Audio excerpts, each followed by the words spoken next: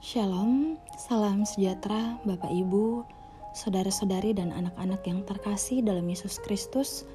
Selamat pagi dan selamat berjumpa dalam Renungan Harian Toraya, edisi 8 April 2023.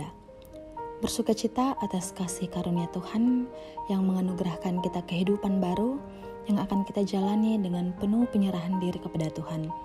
Dalam sukacita persekutuan kita saat ini, kita akan merenungkan firman Tuhan dari Mazmur pasal 9, ayat 9 hingga ayatnya yang ke-13. Namun sebelum itu, mari kita minta hikmat dari Roh Kudus dalam doa kita berdoa.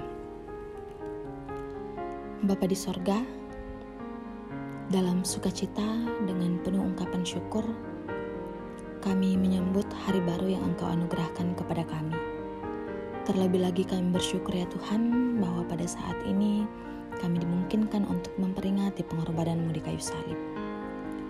Bapa di sorga, kami berserah dan bersandar kepadamu dalam menjalani hari ini dengan berbagai suka dan duka yang akan kami hadapi.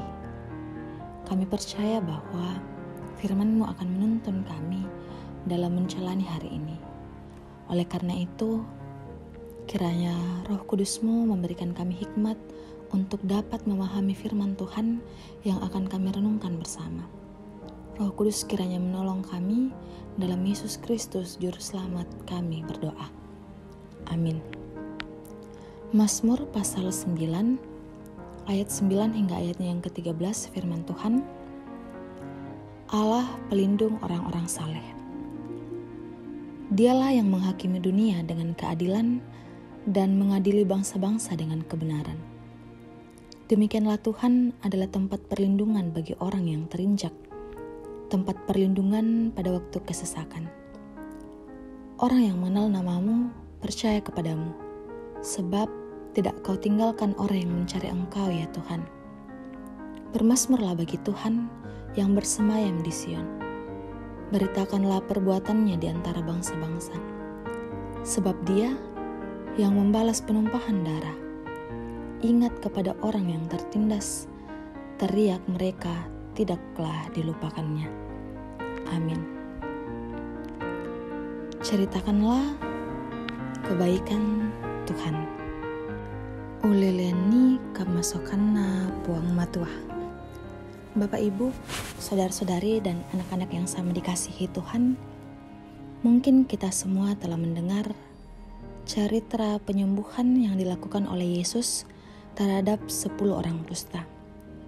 Dalam cerita itu disebutkan bahwa hanya satu yang kembali bersyukur kepada Yesus, sementara yang 9 orang telah pergi begitu saja diliputi kegembiraan tanpa sadar bahwa yang dialaminya karena kasih Yesus.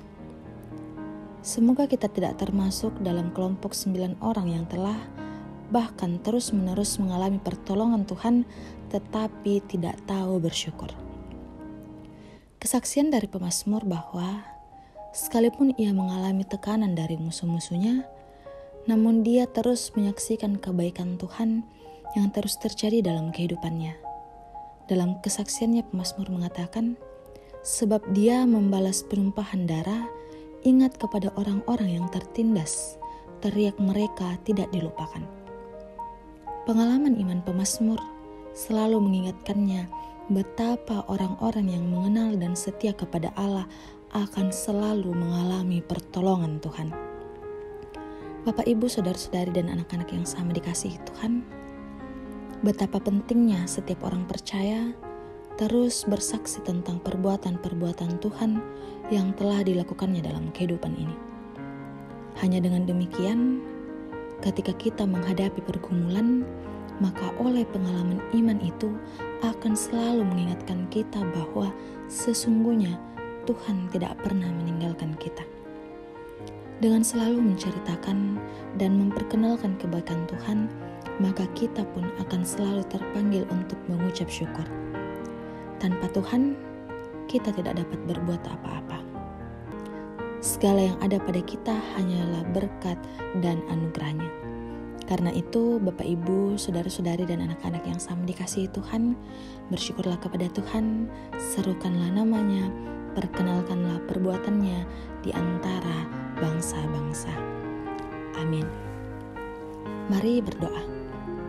Bapa di surga, kami mengucap syukur atas firman-Mu yang telah kami renungkan bersama di pagi yang indah ini.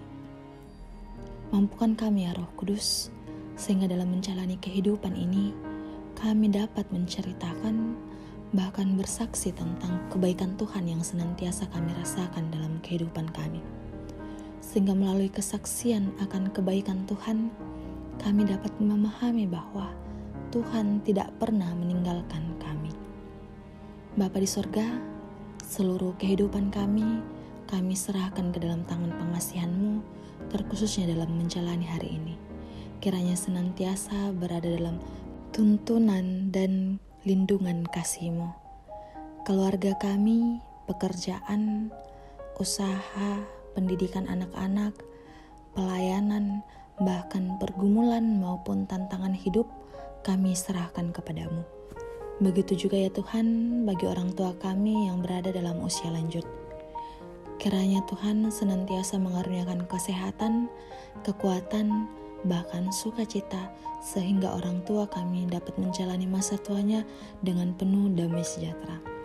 Ini doa kami Tuhan, ampunilah segala dosa kami, di dalam nama-Mu kami berdoa.